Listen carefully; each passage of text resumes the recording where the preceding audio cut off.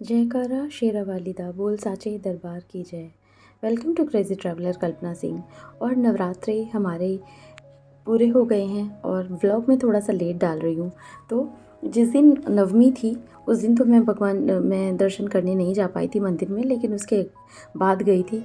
और उस टाइम पे मंदिर इतना सुंदर सजा हुआ था, माता रानी का जो दरबार था वो भी इतना प्यारा सजा हुआ था, फूल पत्तियों से। और जो दरबार था, बंधन बाड़ लगी हुई थी, सारे जो भगवान जी थे उनकी पोशाक भी बदल दी गई थी। तो इतना ज़्यादा मतलब मोह लेती हैं जो प्रतिमाएं हैं, तो बहुत अच्छा लगता है।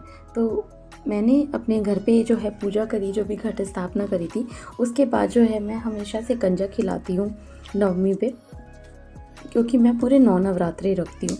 तो कंजक में जो भोग प्रसाद बनता है, यहाँ पे माता रानी को बिठा के पूजा वगैरह करी गई। ये पोशाक मैंने खुद से अपने हाथों से जो माता रानी की साड़ी बनाई थी। तो इस बार तो मैं क्या बोलूँ, इस बार जो है माता रानी के लिए पोशाक तो मैं अपने हाथ से नहीं बना पाई थी।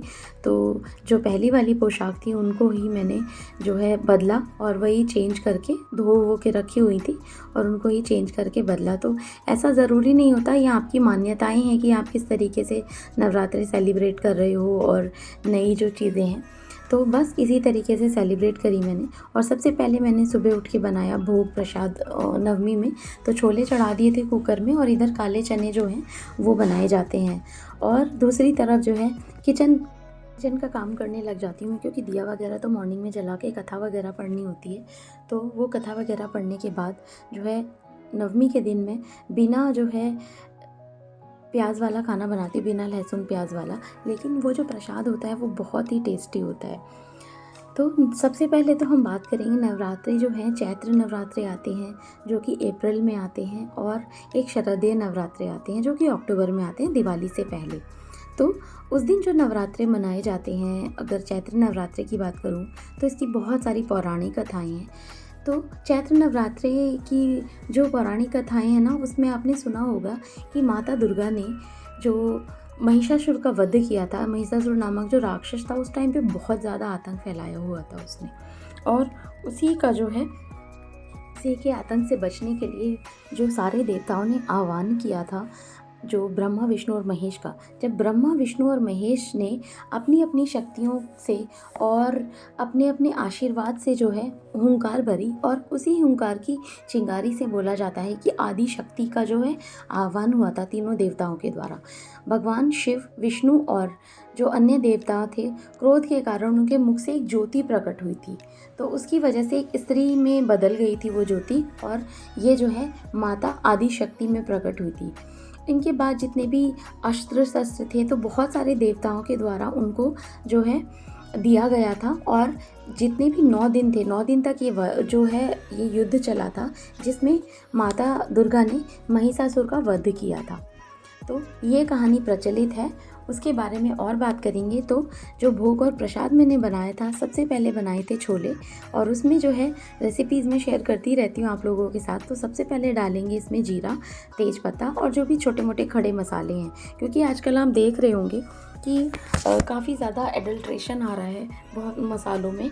तो कोशिश करो कि आप घर पे ही जो है मसाले बनाओ, क्योंकि सारी चीज़ें तो आपको पता ही होती हैं। जैसे अनारदाना आप सुखा के रख सकते हैं। उसके बाद जो है काली मिर्च है, लौंग, इलायची, जावित्री, तो इन सारे जो मसालों को मिक्स करके प्रॉपर प्रोपोर्शन बनाया जाता है। और उसी के बाद, और धनिया वगैरह हमें खुद से सुखाना चाहिए, और उसी के प्रोपोर्शन में जो है यूज़ करो, तो जो मसाला है वो बहुत अच्छा बन जाता है। तो जैसे ही जो है मसाले सारे भुन जाते हैं, उसके बाद हम इसमें डालते हैं हल्दी मसाला। जो छोले मसाला होता है वो आपने अगर घर पे बनाया है पैकेट वाला, लेकिन मैं सजेस्ट करूँगी कि पैकेट वाला आप ना यूज़ करो, क्योंकि MDH हुआ चाहे एवरेस्ट हुआ, बहुत ज़्यादा कंट्रोवर्सी चल रही है इस टाइम पे। और हल्दी वगैरह भी, तो जो भी प्योर फॉर्म में आप ले सकते हो आप वो यूज़ करो। फिर हमने इसमें डाली टोमेटो प्यूरी, और इसको अच्छे से हम चला देंगे। उसके बाद हम दूसरी कढ़ाई लेते हैं, और भी जो सूजी के लिए मैंने दूसरी कढ़ाई में सूजी भूनने रख दी थी। साइमल्टेनियसली दोनों काम हो रहे थे, तो जिससे कि टाइम बच जाता है। यहाँ पे हमने ली है 2 कटोरी सूजी। उसके बाद हम इसमें डालेंगे 2 बड़े चम्मच घी, जिससे कि हम इसको अच्छे से भून सकें। अब यहाँ पे हमने 2 बड़े बड़े चम्मच घी डाल दिया है और धीमी आंच पे इसको रखेंगे, क्योंकि साइमल्टेनियसली हम छोले भी बना रहे हैं, क्योंकि उस टाइम पे टाइम कम होता है और आपको भोग का प्रसाद बनाना होता है।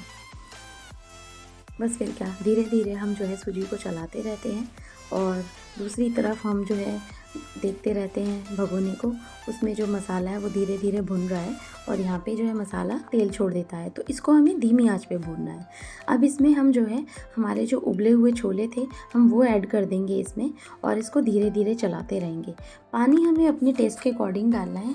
आपको अगर थोड़े गाढ़े छोले पसंद है तो आप जो है थोड़े पानी कम डालिएगा, और थोड़े रसेदार राइस वगैरह के साथ आपको बाद में खाने हैं कंजक खिलाने के बाद, तो आप खा सकते हो। मुझे नॉर्मल पूड़ी के साथ ही जो है भोग लगा के जो बच्चों को खिलाना था, जो कंजक थे, तो उसके लिए मैंने जो है मीडियम जो है रखा था इसका लिक्विड। बहुत ज़्यादा ना तो बहुत ज़्यादा डेंस रखे थे और ना ही बहुत ज़्यादा जो है पतले रखे हुए थे। ग्रेवी प्रॉपर अच्छे से थी, तो यहाँ पे इनको अच्छे से चलाते रहेंगे और आपको ये जो है प्रॉपर फ्लेवर जो छोले के अंदर चला जाता है। अब जो है साइमल्टेनियसली हमारी सूजी तो तैयार हो ही रही है, क्योंकि हम उसको बीच बीच में चलाते रहते हैं। यहाँ पे हमने डाल दिया है पानी। अब ये जो है मसाला जो है ऑलमोस्ट तैयार हो गया और हम इसको ढक के पकने के लिए रख देंगे धीमी आंच पे। इधर सूजी का कलर जो है धीरे धीरे चेंज होने लग जाता है जब हम इसको धीमी आंच पे पकाते हैं। इसको बहुत तेज़ आंच पे इसलिए नहीं पकाना, क्योंकि सूजी का कलर जो है एकदम से अगर तेज़ हो जाता है तो वो टेस्ट जो है अच्छा नहीं आता। धीमी आंच पे आप पकाओगे, कलर धीरे धीरे चेंज होगा, तो जो है सूजी जो है खिल जाती है जब हम इसमें पानी डालते हो, जो टेस्ट होता है वो भी बहुत जो है एनहेंस कर देता है। अब यहाँ पे जो है कलर ऑलमोस्ट चेंज हो गया है और अब ये जो है पानी डालने के लिए सूजी ऑलमोस्ट रेडी हो गई है। तो यहाँ पे कलर बिल्कुल अच्छा हो गया है, गोल्डन कलर का। तो ना तो बहुत डार्क करना है, ना ही बहुत लाइट रखना है, क्योंकि जो लाइट कलर होता है उससे जो लिबलिबा सा जो हलवा बनता है वो जो टेस्ट नहीं देता और बहुत अच्छा लगता भी नहीं है। आपको खिला खिला हलवा बनाने के लिए जो है आपको इसको धीमी आंच पे अच्छे से पकाते रहना है, और जब ये हल्का सा रेडिश कलर हो जाएगा, गोल्डन कलर, तो हम इसमें जो है डालेंगे अब पानी। अब यहाँ पे हम अपने हिसाब से, जैसे हमने 2 कटोरी सूजी ली थी, तो हम इसमें कम से कम भी नहीं तो 4 से 5 कटोरियाँ पानी डालेंगे और फिर उसके बाद हम इसमें ऐड करेंगे चीनी।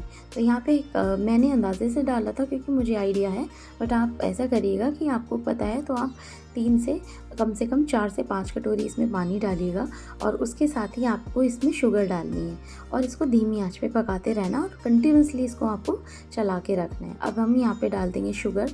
टेस्ट आपके अकॉर्डिंग है कि आप शुगर कितना यूज़ कर रहे हो। भोग के प्रसाद के लिए प्रॉपर नॉर्मल शुगर हो तो अच्छा लगता है हलवा, तो इसके लिए जो है हमने प्रॉपर जो है रेशो मेंटेन करना है और उसके हिसाब से ही हलवे में डालनी है हमें चीनी। तो अभी हमारा जो है हलवा धीमी आंच पे हम इसको ढक देंगे और ये धीमी आंच पे पकने लग जाएगा। बीच बीच में कंटिन्यूसली चलाते रहेंगे और चीनी डालने के बाद जो पानी थोड़ा उबल गया था तो हमें लम्स जो है, इसको लम्स नहीं पड़ने देना। अब ये जो है पकना तैयार हो गया है, घी वगैरह भी छोड़ने लग जाता है हलवा, और इसका जो कलर है ना वो बहुत ही सौंधी सौंधी खुशबू आती है और बहुत अच्छा लगता है। तो ये भोग का प्रसाद हमारा बनके हो गया है, जो हलवा हो गया है तैयार। अब हमें जो है दूसरी सब्ज़ी जो है वो बनानी है। दूसरी सब्ज़ी मैंने बनाई थी आलू टमाटर की सब्ज़ी, तो जो कि बच्चों को पसंद होती है। तो आपके ऊपर डिपेंड करता है कि आप क्या जो है सब्ज़ी कौन सी बना रहे हो, क्योंकि माता रानी के भोग के लिए तो पूए बनाए जाते हैं हमारे यहाँ पे, और हलवा बनाया जाता है और काले वाले चने बनाए जाते हैं। कोई भी सब्ज़ी आप बिना जो है प्याज के आप बना सकते हो। तो मैंने बिना प्याज के जो है आलू टमाटर की सब्ज़ी और छोले बनाए थे, पूड़ी बनाई थी, और उस दिन बथुआ मेरे पास मैंने साफ़ करके उबाल के रख दिया था। तो मैंने उस दिन हरे रंग वाली जो पालक की पूड़ी होती है, बथुए की पूड़ी होती है, वो भी बनाई थी। तो बच्चों को ना थोड़ा अच्छा लगता है कलरफुल चीज़ें। तो हमारा हलवा यहाँ पे हो गया है गाढ़ा, तो इसको बीच बीच में ढक के आप रखिए और बीच बीच में चलाते रहिए। अब इसको और थोड़ी देर पका के रखेंगे तो उसके बाद ये प्रॉपर अपना शेप ले लेगा, और now this is completely ready. मैंने दूसरे बर्तन में चेंज कर दिया है। अब हम तड़का लगाएंगे अपनी आलू टमाटर की सब्ज़ी में। तो उसके लिए हमने लिया है 2 चम्मच ऑयल, और उसके लिए जो है, और यहाँ पे जो है मैंने पूए के आटे भी तैयार कर लिया था। तो उसमें जो है आपको एक बड़ी लोई आटा रखना है और उसमें जो है चीनी मिलानी है। अब इसको हम अच्छे से चलाते रहेंगे कंटिन्यूसली और थोड़ी देर के लिए हम इसको रेस्ट करने के लिए पानी मिला के रख देंगे, जिससे कि जो पोहे हमारे फूल जाते हैं। तो मैं क्या करती हूँ कि मैं इसको इतने में दूसरी सब्ज़ी तैयार होगी, उतने में मैंने इसको साइड रख दिया था और हाथ धो के फिर मैंने सब्ज़ी में तड़का लगाना शुरू किया। तो वही जीरा और जो भी नॉर्मल चीज़ें होती हैं, जीरा डाला था और उसके बाद आपको धनिया पाउडर और हल्दी और नमक, यही चीज़ें ज़्यादा वो होती हैं, क्योंकि मसाला हम लोग कम खाते हैं तो मसाला मैं ज़्यादा यूज़ नहीं करती। अब ये सारे मसाले भुन गए हैं और यहाँ पे मैंने डाल दिया है टमाटो प्यूरी। अब ये जो है अच्छे से जब तक ये भुनेगा और उतनी देर में मैंने अपने आलू वगैरह जो है छील के रख दिए थे ऑलरेडी, आलू टमाटर की सब्ज़ी के लिए। तो वो जो है फिर मैश करेंगे, हमें इसको चलाना है और तब तक हमें कोशिश करनी है कि ये जब तक तेल ना छोड़ दे इसको कंटिन्यूसली चलाते रहेंगे। अब यहाँ पे जो है जो पेस्ट था उसने तेल छोड़ दिया। अब यहाँ पे हमने जो बॉइल्ड आलू थे उसको डाल दिया है।